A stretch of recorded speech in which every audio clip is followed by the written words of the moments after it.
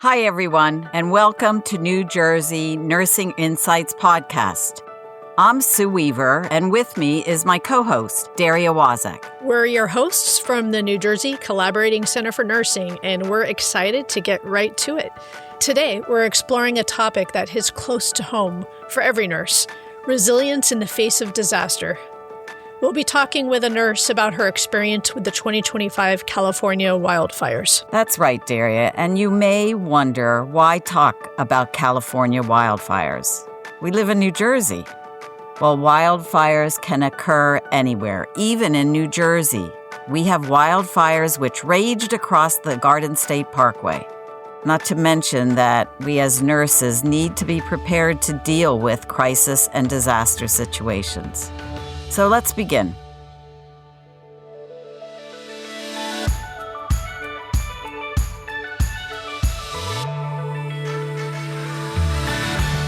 I'm really happy to welcome Donna Gaffney to our podcast. She's a psychotherapist and a psychiatric mental health clinical nurse specialist, and she's very well known in New Jersey through her work with New Jersey New Schwartz Rounds. So Donna, please start by telling us about your background. Well, thank you, Sue and Daria, for having me here today. I am honored to tell my story to your listeners.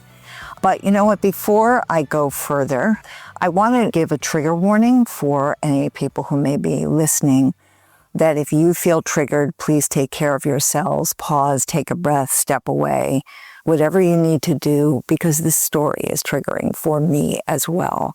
So we will figure out how to get through this together. As you mentioned, Sue, I am a clinical nurse specialist with expertise in psych mental health, as well as a psychotherapist. But let me begin at the beginning. I graduated from Hunter College and worked in New York City, a very young nurse, arriving in New York City probably on the heels of one of the worst decades in American history. My colleagues were serving in Vietnam. I grieved friends who died in Southeast Asia. The abuse of civil rights and the Stonewall uprising enraged me. And the first Earth Day really heralded a global awareness of what we are now dealing with, this climate issue. But during those days in pediatrics, I was a pediatrics nurse on N4 at New York Hospital, which was then part of Cornell. And what I saw was a woman slumping against an elevator door. Her child was very ill and no one was talking to her. And then I saw a father who was literally in fetal position on the floor crying after his child did not survive a cardiac catheterization. And I began to think to myself, there has to be more that I can do than the physical aspects of care. I really needed to think about the psychological aspects. And I was very fortunate at New York Hospital that Madeline Petrillo was there. She wrote the book, The Care of the Hospitalized Child. And it really increased my passion for dealing with children, helping children cope with really, really difficult situations.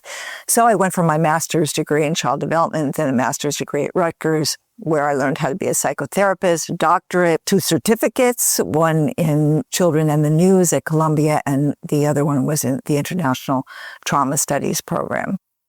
14 years on the faculty at Columbia and 5 years at Seton Hall, and in private practice spanning 30 years.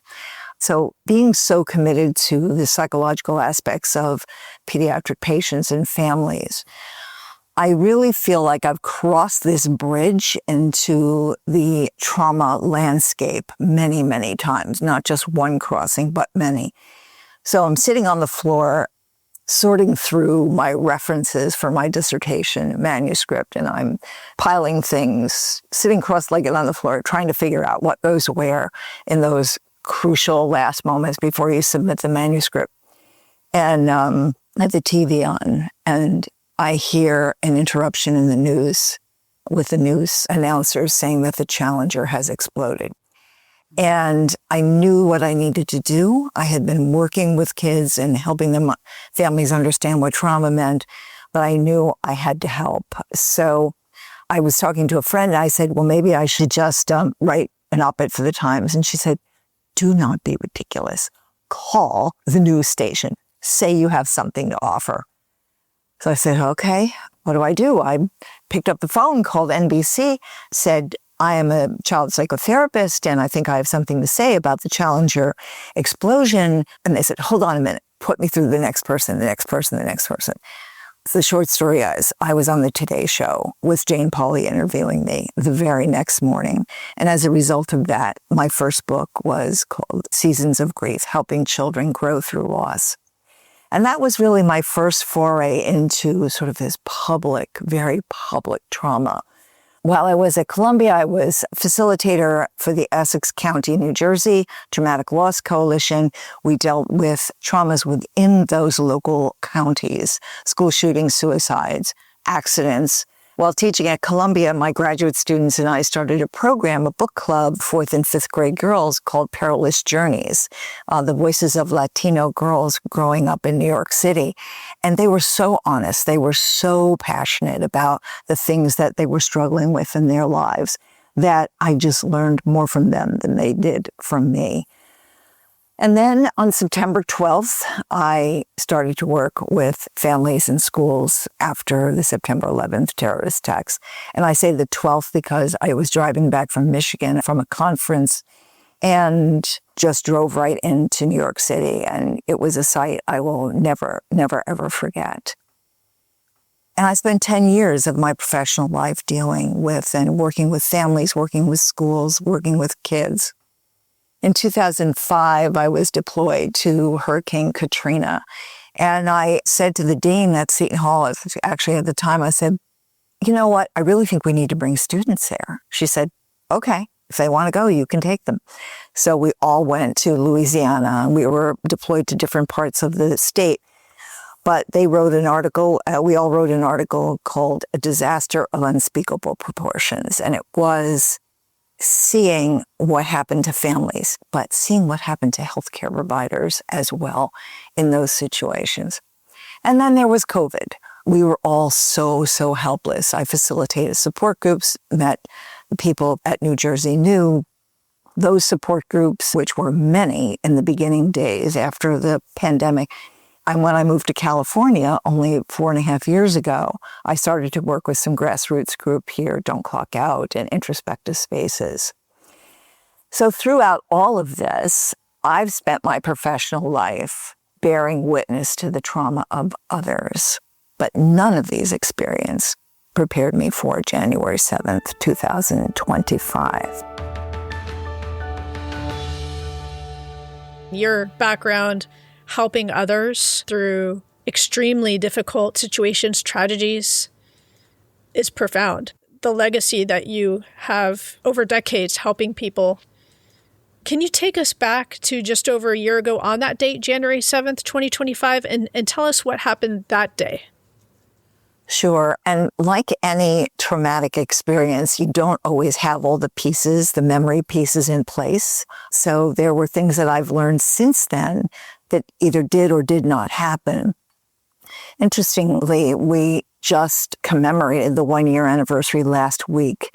And we went to a number of different activities during the day. But let me bring it back to that day and sort of take you on this journey with me. Jack and I are recent California transplants to Pacific Palisades, which is a coastal community in Los Angeles, but just north of Santa Monica. And we're high over where the mountains meet the ocean. And we're high off of the coast. They call it the Bluffs or the Palisades in the early 1920s by the Methodist community. So I always knew that I wanted to live there. We finally found a condo. It was great. And, we'd walk everywhere, but we didn't really know that many people yet. We knew our kids because we have 2 of our 3 kids are here in California, in Los Angeles. So it's about 10 o'clock in the morning. I'm talking on the phone with my colleague. We were students together at Penn, Judy Vesey from Boston. She's a pediatric nurse practitioner who worked on a number of projects together. And I'm talking to her and I say, oh, you know what? I think I see some smoke coming out of the mountains. Now, wildfires are not atypical in California, but they usually get put out right away. There have been some big fires, the one in Northern California a couple of years ago and in Malibu years before that. So I'm thinking, well, that's probably going to be okay. We thought we needed to have earthquake preparedness, not wildfire preparedness. So we didn't know exactly what to do, when to leave, when to evacuate, what should we have in our go bag. Our daughter Lauren and son Ryan called us several times during the course of the day, said, why are you still there? How come you're still there? And I said, so I don't even know where I saw this or if I saw it, but I said, oh, I think we're supposed to shelter in place. No, there's no sheltering place. So as I'm talking to my daughter for like the fourth time, I hear banging at the door and I open the door. It's my neighbor. And Chrissy is dragging 2 giant suitcases behind her. And I said, Chrissy, what's going on? Where are you going? She said, we have to leave. I'm out of here. These are my pictures. These are my family heirlooms. I'm taking them with me. And I said, well, but the scroll on TV said we only needed shelter in place. She said, there is no shelter in place in a wildfire. You have to leave now. But we didn't even smell smoke because the wind was taking it in an opposite direction. So I said, well, we better go up to the roof. So we go up to the roof, and there we see a raging fire just going right across the mountains, just right in front of us. So I said, okay, we have to leave. We throw some clothes in a bag, maybe about 3 days, although we're thinking we're going to be back tomorrow. And I said to my husband, well, should we bring like the family document binders, that have everything? No, we'll be good. We'll be here tomorrow. So we drove to our son's home. This was about 3:00 in the afternoon. Drove to our son's home. There was a lot of traffic. We still couldn't see. We saw a lot of smoke, but we couldn't see what the fire was really coming from. What we didn't know, it was really raging right down the mountain towards the ocean. This is the Santa Ana winds, and they were probably over 100 miles an hour, just cruising right down to the ocean. And of course, we were in its path. So we still thought we would return the next day. We later learned that elementary schools, shops, the YMCA, over 5,000 homes, large and small, were reduced to ash. And our condo building survived. We don't know how. But we were able to return briefly and saw that there was ash and debris all over the place. And we kept finding new evidence of that. We returned in May, and we noticed that there were these little tiny pinpoint holes in the awnings. Those were the embers, which were about 3 or 4 inches long, just piercing those awnings. So again, we don't know how. We have a grocery store that next to us, there was a wall, grocery store completely gone. But in back of us and on the side of us, other condo buildings also survived. So it's one of those things that you try to wrap your head around and you try to figure out how it happened, but there is no way. And now there's all kinds of conversations about what was done, what should have been done, what wasn't done. So it's, as in any disaster, that really happens. There's conversations about who did their job and who didn't do their job. It makes the grieving really hard because you're so angry at people for letting this happen. So you were able to evacuate, and when did you return? You were able to come back and get a few more things the next day? No, we were not allowed anywhere near the area. And what we've since learned is that the fire continued to burn on the 8th, the 9th, and the 10th in very select areas. We had a security, 2 people offered blue paper to secure our building. And they actually took a video on the 8th. So we knew that our buildings survived, which was an incredible relief. We were at our son's house, and he is near UCLA in Westwood, about 35 minutes from us, and my daughter is in Westlake Village, about 45 minutes the other direction. So we went to Ryan's house first, and it was surreal. His daughter, my granddaughter Maddie, like, why are you here? And of course, today's parents don't let their children have a big media diet, but that TV was on all the time. Moving fire in Los Angeles County. The fire is burning in the Pacific Palisades Highlands community. And I really don't have any memory of watching the TV at all. When I see photos or video of the fire, I just had never seen it before. So I was probably blocking it. I didn't see because there were so many familiar sites and it was featured on all the newscasts. So we went to Ryan's, but then we actually began to hear things on the news that the fire was going eastward. Now, not to sound like the episode of the Californians from Saturday Night Live, if you cross the 405, that fire crosses the 405, then the rest of Los Angeles is in danger as well. So he was on the other side of the 405, and that fire actually stopped just short of jumping that highway. But we didn't want to take a chance. So Ryan and his family packed up, and we all went to my daughter's house in Westlake Village. But the kids thought it was the best thing ever. They were like, what games can we play? And we're like, we cannot believe this is happening. But here we were, the evacuees, or as I heard one person say in a shop, refugees from the Palisades. That really struck me. I said, I don't like that. I feel so uncomfortable hearing that word. And then somebody said, well, you kind of are a refugee. So we rotated back and forth with our kids. We'd spend a week or 5 days with one and go, to the other one. Now, don't think for a moment that my grandkids weren't keeping track of when we were where, because they were. Sophia, my daughter's little girl, 11 years old, said, Grandma, I think you're spending more time at Uncle Ryan's house. And I said, well, sometimes we have appointments, we have to go there, and then we come. So they checked us on several occasions. We never felt settled. We were living out of bags. I couldn't even remember what I had with me. If I put one thing in Lauren's house, another thing in Ryan's house, I couldn't remember where they were. And then I began to become really obsessed with all of the information about the Army Corps of Engineers and FEMA and EPA. They were searching. We saw people wearing hazmat suits almost all the time when they were cleaning the debris. They had to first remove the dangerous substances and then the debris. Now, we couldn't go in for about a month. But when we were allowed to return, we had a sign taped on our windshield that said that we were residents. So there was slow checkpoint ahead, and it was weird. It was like my neighborhood no longer felt like home. It felt like Berlin, before the wall came down. We had to go through all these checkpoints because they were worried about looters.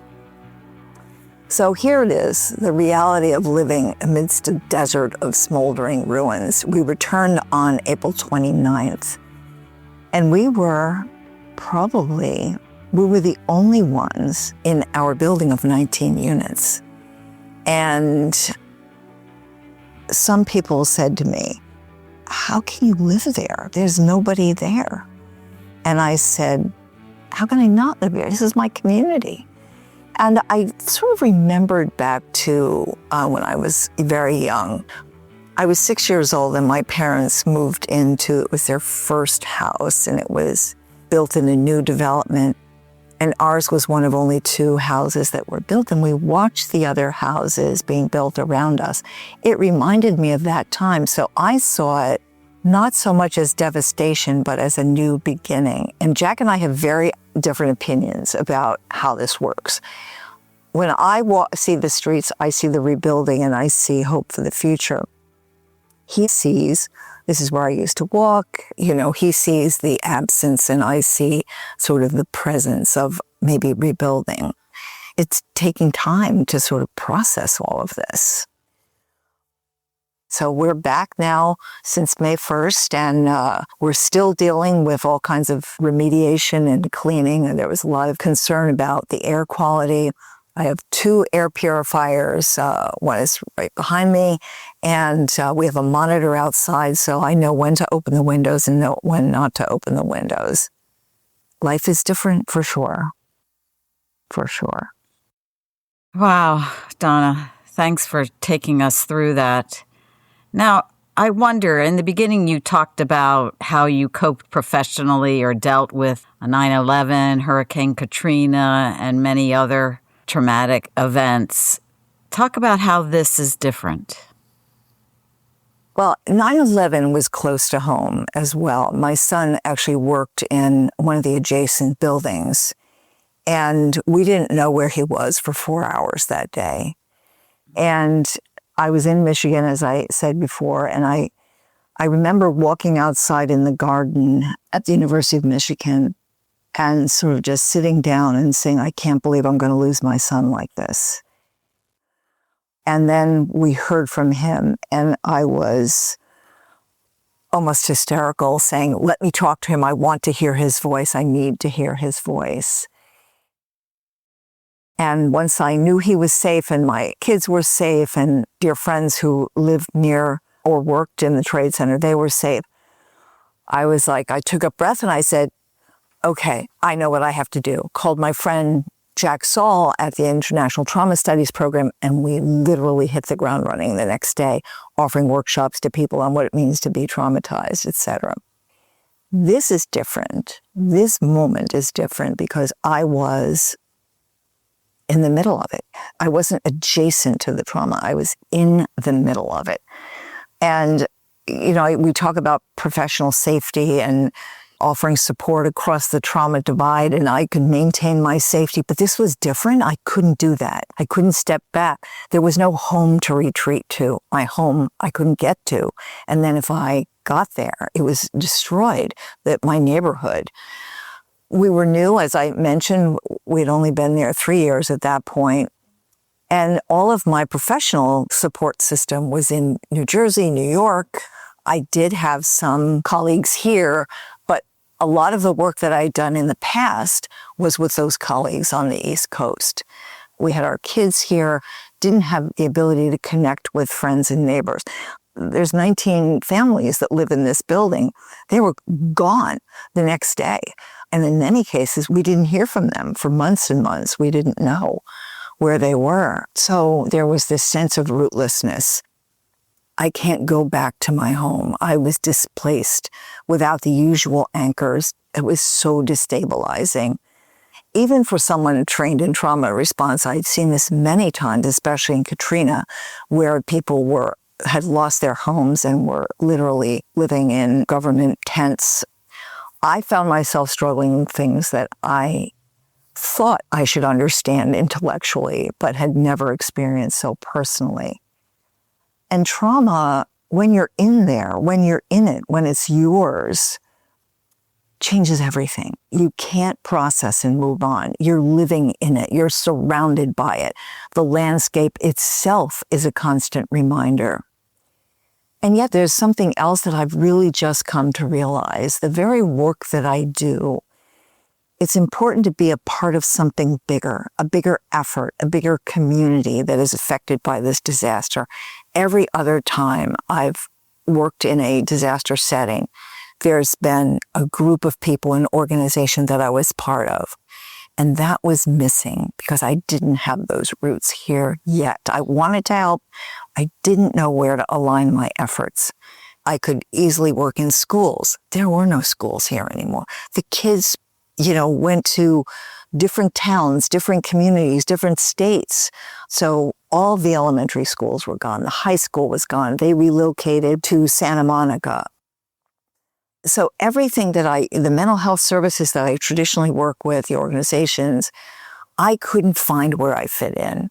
So that was really destabilizing. And I continued with the work I did, do support work here with, obviously, NJ knew I continued with that, which was probably more for me than it was for the nurses that came to those sessions and the groups that I run here. So that was important, continue with some of my private practice patients.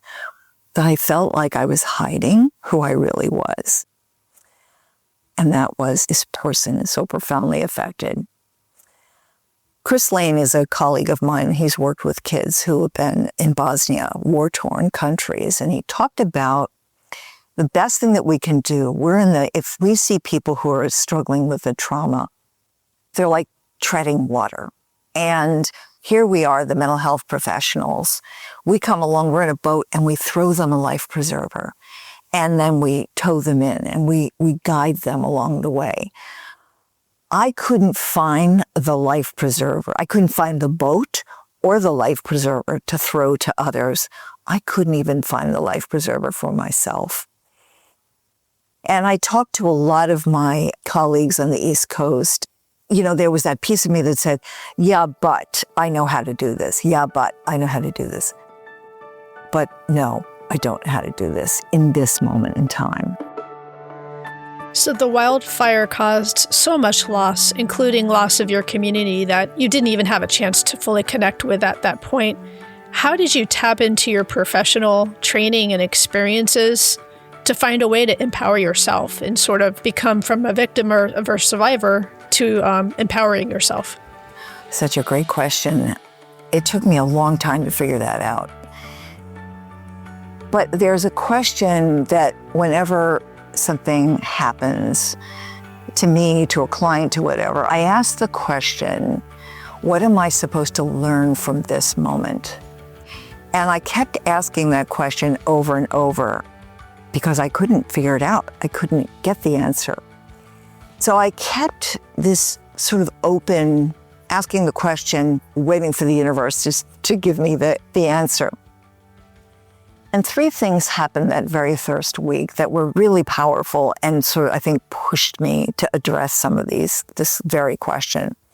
Vivek Murthy, who was the Surgeon General at the time, was leaving his post as Surgeon General with the change of administration.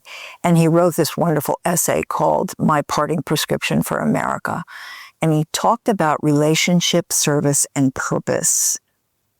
How they create, those 3 things create the ecosystem that we all live in and helps us gain a sense of meaning and of belonging.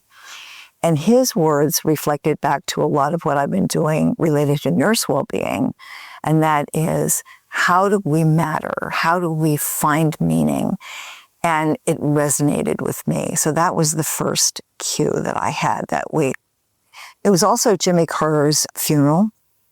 I wanted to watch some of the eulogies, but didn't have a chance to because we were trying to figure out what life looked like for us. And I went back to one of his Nobel lecture and where he said, we can choose to alleviate suffering. We can choose to work together for peace. We can make these changes and we must. And again, that sort of fit with what Murthy said. So how we find purpose. And then finally, Judy and I, who had continued to talk over the course of that week, she said something, she texted me something that really shifted everything for me. I was talking about the devastation and my survivor's guilt because that was screaming at me, survivor's guilt. I have a house. How can I be sad? I have a house. How can I grieve? I don't have anything to grieve. I should feel happy about this. So Judy said, I think that your trauma skills are going to come in handy, she said. And of course, at that point, I felt like I had no trauma skills at this point. I'm just trying to figure out what I'm supposed to do. She said, I think you can reframe this survivor's guilt. And then she said, I'm not particularly spiritual, but sometimes I believe you're in a certain place for a more divine reason. After your work on 9/11, you're so well positioned to help plan the way forward.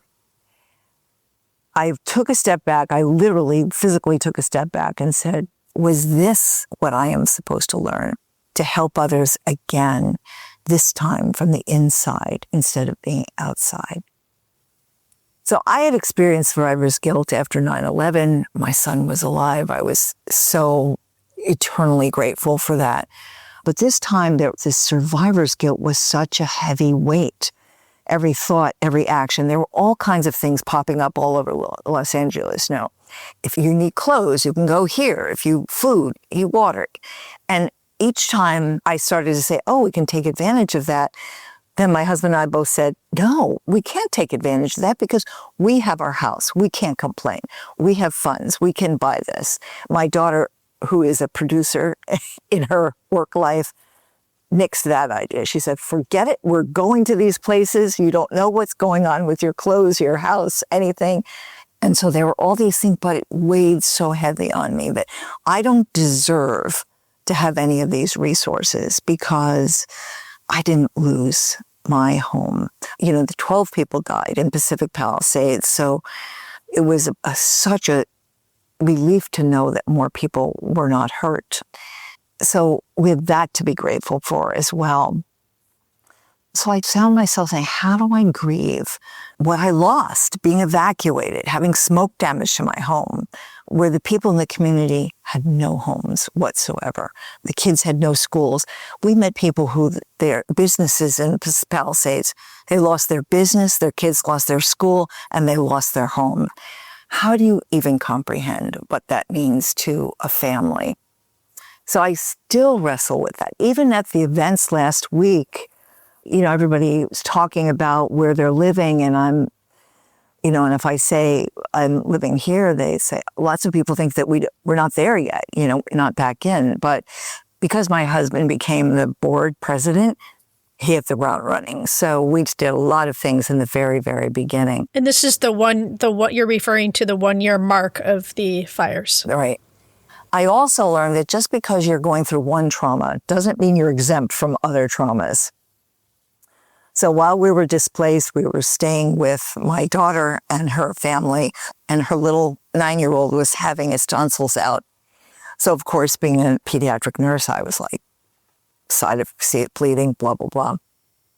And sure enough, one night he woke up and we were downstairs in the guest room and I hear my granddaughter screaming, and I went upstairs and I knew. It was 5 days post his tonsillectomy. Stitches were coming loose and he vomited. And of course he looks at me and says, Grandma, am I going to die? There's really a lot of blood. And I said, Kevin, no, you're fine. Mommy and Daddy are going to take you to the ER. My daughter and her husband were like talk about having a go bag ready. They were like the Le Mans tire changing team. They literally had everything ready. We're in the car, in the hospital in 15 minutes, and he was home by 10 o'clock the next morning. It really wasn't an active bleed. It was, something that was sitting in his belly.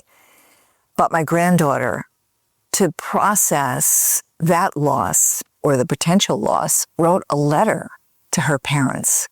And I still have that. It was just so profound. Mommy and Daddy, do what you need to do to take care of Kevin. I love you all so much. Please bring him home safely. And I'm like, I'm not even dealing with this because I'm just so profoundly moved by it. And then in July, we learned that my husband's great niece had drowned at Camp Mystic in Texas, in the Texas floods. And I became very involved in supporting the families. I felt I should be there. After all, grief and bereavement with children is my thing.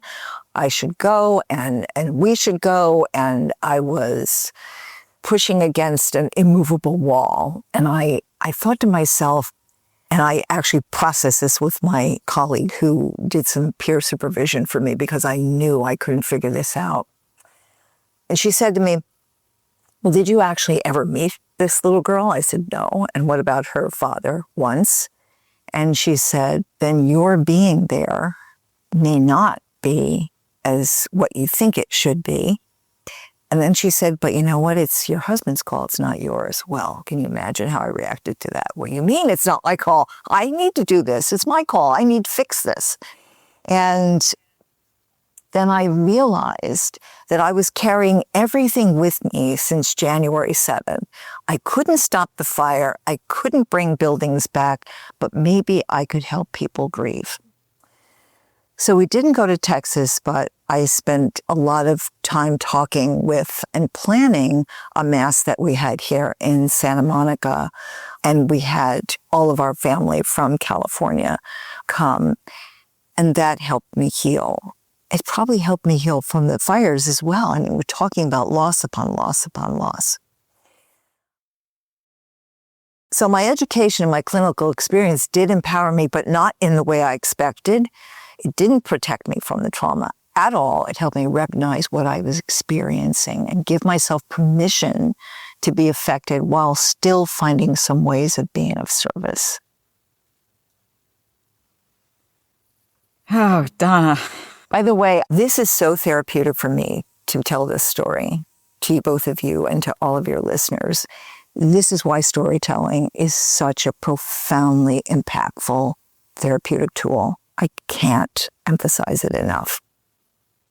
And I think this is helpful for me too, to help. Who knows what the future holds, you know? And as nurses, you know, we interact, we care and help many, many patients who are dealing with different forms of trauma. Based on your experience with the wildfires, what are some ways that trauma can impact you that you didn't realize, even as a nurse with all your specialized training?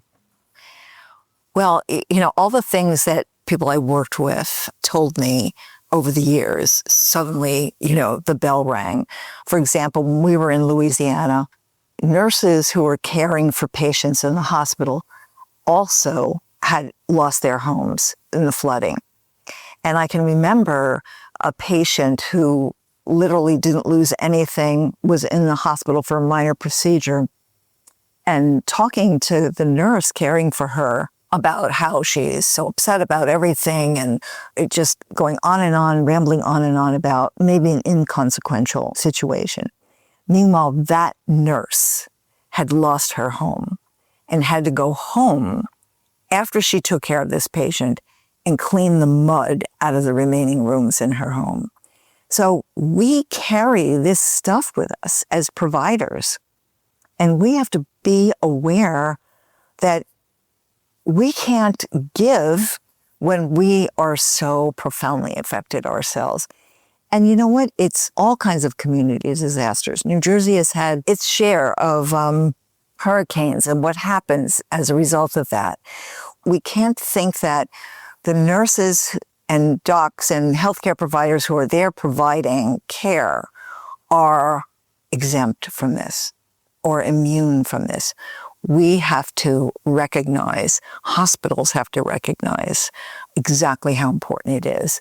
And we do know that we don't have a hospital here, but Altadena, which had the other fire that occurred in the same week, the hospitals there did quite an amazing job with protecting and mobilizing things for the community as well as for their own staff. So back to this, what surprised me? We were not at home for months, and then we come back and then we have to fix all these things. And so as we are going through the list of things, the lock has to be changed, blah, blah, blah, all this kind of stuff, our locksmith comes in and he walks in and says, "I'm so glad you're here, because I lost," and I counted them, 84 of my clients, because there were no locks to fix anymore. And he got his phone out, started showing me pictures of that day. And he was telling us about the clients he lost and how he wouldn't be able to have locks to fix anymore. I was not prepared for being the recipient of everyone else's story. Now, when I was functioning as a psychotherapist, a trauma specialist, we knew that that was going to happen, and we paced ourselves and we listened to the stories of the patients that we saw, the clients that we saw. But these were people who were in our daily lives, and everybody wanted to share their story, which is, again, so, so important. Every place we went, grocery stores, who were not in the community, those everyday questions like, "Oh, and what's your zip code?" And I told them, and they take a step back and like, "Oh, are you okay? Is your health still there?" We heard these questions over and over and over again from repair people and people helping us get estimates for cleaning. They all brought their stories. And, we listened to their stories as well, but Jack is like, I don't know if I can keep carrying all this other stuff, the stories from other people. But I believe that those narratives helped us process the experience. Again, the power in story has to be released. And I remember after 9/11, my daughter was in college in Rhode Island, and we went to Parents' Weekend. And I don't know if you or any of your listeners might have been to Providence, Rhode Island. They have a river that goes through the middle of the city. It's really breathtaking. And they have something called Wildfire. And they have these big burning torches that sit in the middle of the river. And they have people in boats going around these torches, feeding wood to the fires. And I remember standing there, and you just start talking to people. You know, here we are, and we started to talk about 9/11, and we each told our stories. And I think that I had anticipated some of that, but even today, I'm still hearing the stories of other people. Yes, there's gratitude, but there's also this, how did this not happen to us? And again, the survivor guilt that sort of just weighs so heavily. The other thing that I found challenging, I really found it hard to get my mojo back, to get my motivation. As long as they were, you know, my New Jersey New groups, my school nurse group, my Don't Clock Out group, I was programmed to do those. I could do those. But I struggled with writing and with meeting my responsibilities with some of the projects that I'm involved in. And I did get involved with a lot of the healthcare issues that were surfacing in our nation. So I did a lot of writing, but it took me away from writing about this experience in my life. My colleague Terry from Portland, Oregon, would send me texts at 6:30 in the morning saying, "Are you up? Are you ready? Can I send you this draft?" And if it weren't for Terry, I probably would have still not finished those drafts, but she managed to motivate me. She nudged me forward, helped me find the way. And then people sent me gift cards to grocery stores. I'm like, well, why do I, again, thinking I don't deserve this. And a friend of mine said, no, of course you deserve. This is one thing you don't have to think about, is so you don't have to go to the trouble of dealing with these things.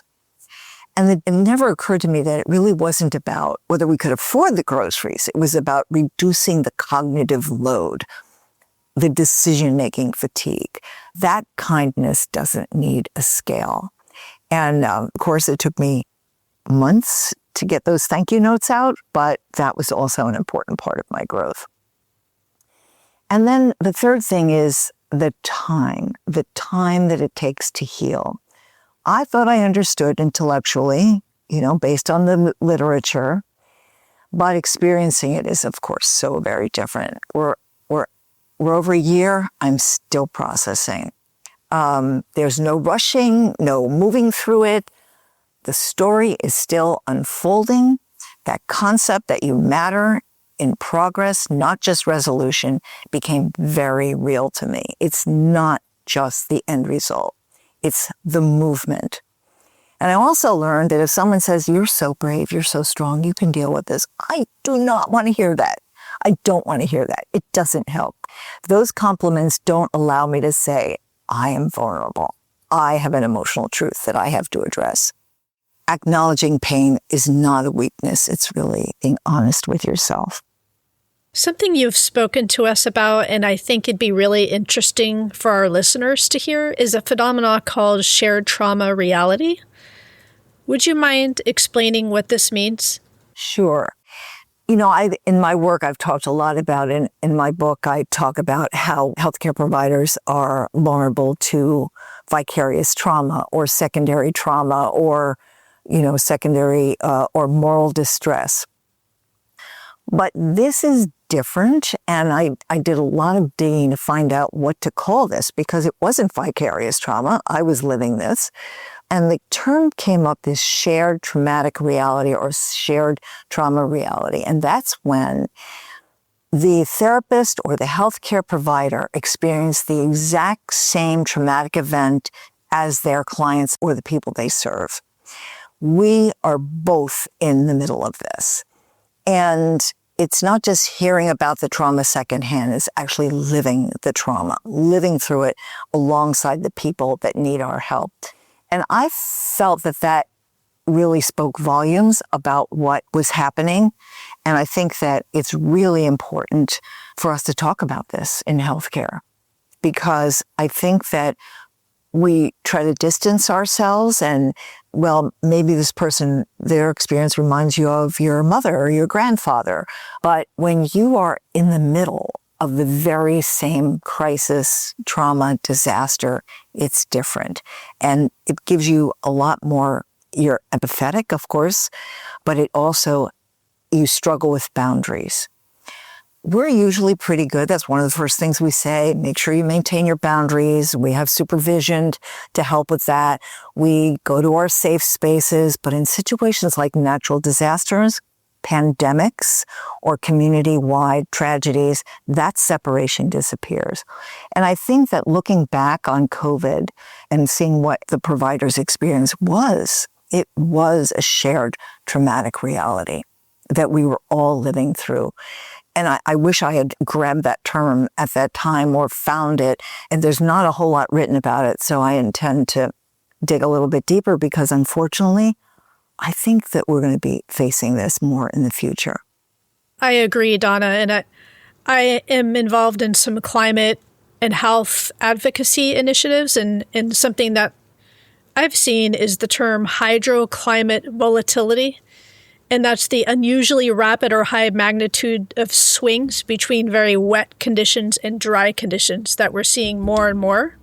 And that's going to lead into more flash floods, wildfires, landslides, disease outbreaks, and so forth. So we're only going to see more of these kinds of disasters in the future, unfortunately. And I personally was in Staten Island during the Superstorm Sandy and was affected by that. I was displaced for a few weeks and remember that experience.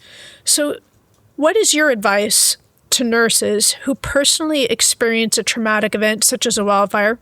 So I want to use another term that really resonates with me. And I kept thinking about this and it took me a while to come up with it. Carl Jung talks about the wounded healer. Henry Nouwen talks about the wounded healer from a spiritual sense.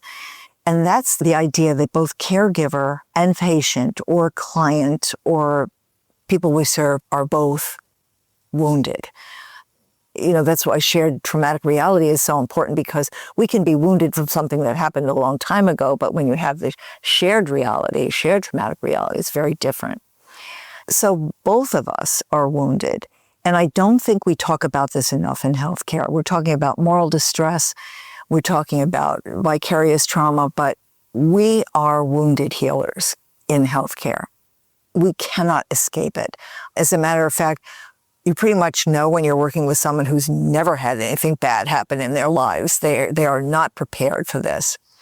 So this navigation becomes super important. So I began to write again and take notes, and I developed a trail guide for the wounded healer, which I have, if anyone is interested, they can, I'm happy to give you a copy of that.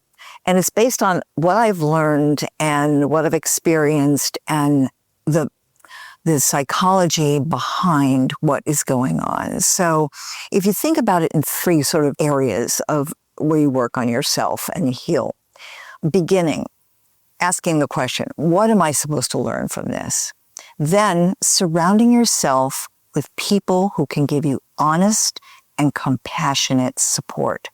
They'll listen, they will be present. They won't fix or minimize your situation. You do not need people to fix.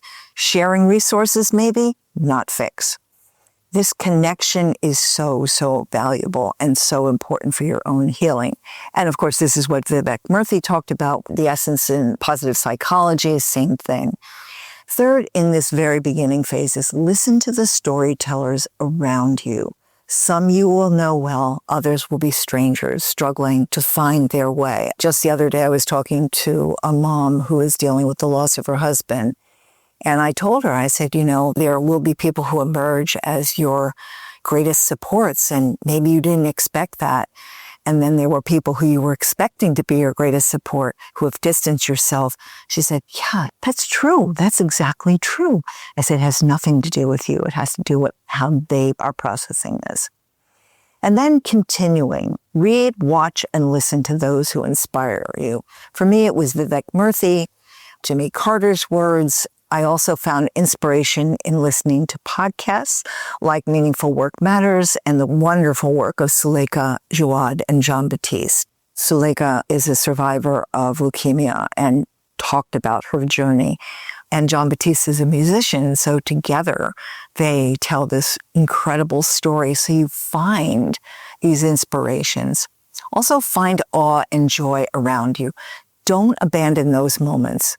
One of the things I tell my clients, if they've had a loss in the family and they don't want to celebrate Christmas or they don't want to, I think you cannot erase those because you're hurting yourself. Don't abandon those moments because you think you aren't ready or there's not time.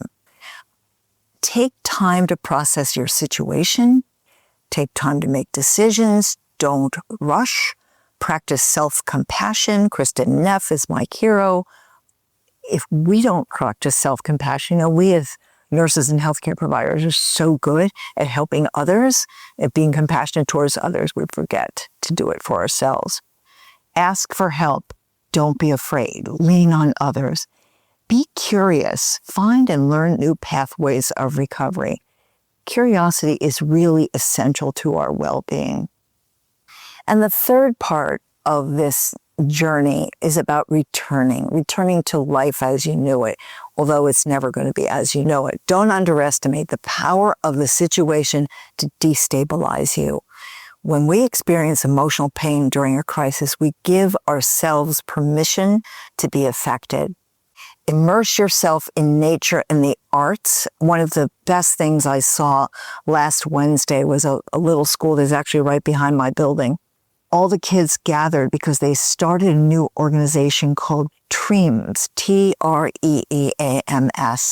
with Jane Goodall when she was alive. It's a combination of trees and dreams. And they sang Celine Dion's From the Ashes and then planted trees. It was the best thing I saw that day. And I met two groups of people, one in the arts, one in nature, and I'm finding my place to give to these two groups. And of course, if you can, continue to work, but tell colleagues when you are distracted or you need time. Find a time and place to tell your stories, listen to the stories of others.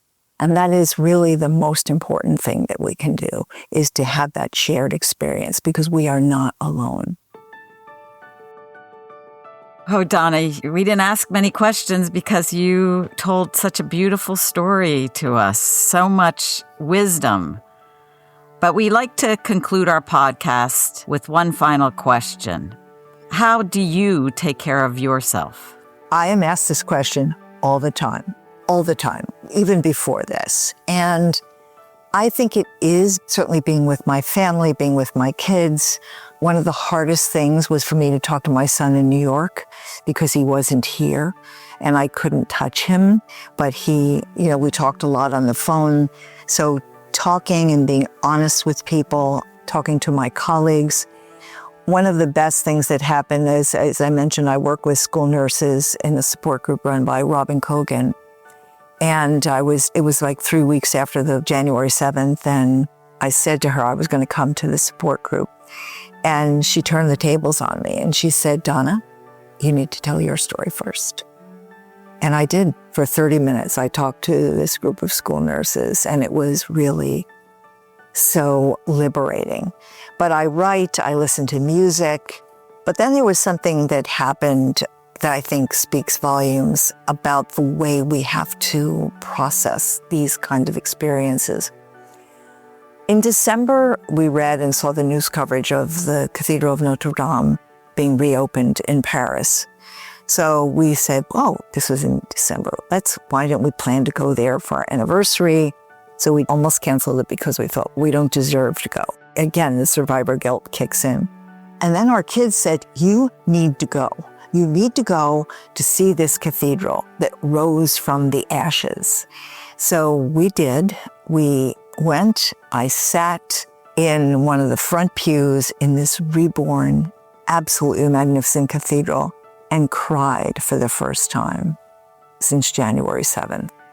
And it was that spiritual surrounding that if this cathedral, with its thousands of hundreds of years, can rebuild and become reborn, then my community can do that as well, and I can help in that process. So I think that reading and finding books that matter, poetry, all of that, that's everything that I put in those last comments about meeting nurses who are painters and how they process their experiences. There's so many ways we can process. We just need to allow ourselves to find them. Well, thank you very much, Donna. You gave me, once again, so much more to think about, to strive for, to work on. So thank you very much. And also to take care of us. I hope our listeners learn from this, and especially learn the importance of storytelling and taking care of yourself. So thank you very much. Thank you, Donna. Well, thank you for having me.